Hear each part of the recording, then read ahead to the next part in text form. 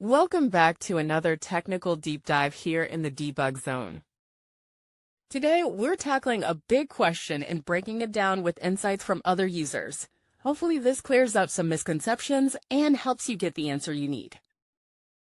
So buckle up, stay a little curious, and let's jump right in.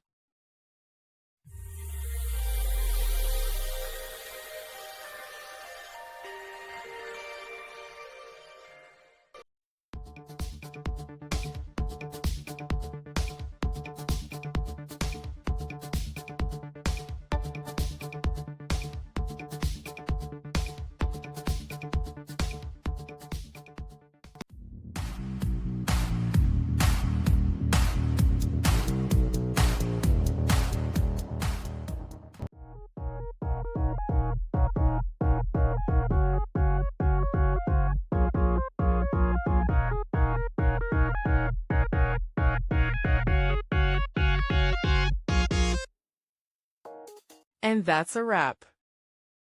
I hope you found the answer you were looking for. If you did, take a second to hit that subscribe button. It really helps out. And let me know in the comments which solution worked best for you. See you next time in the debug zone.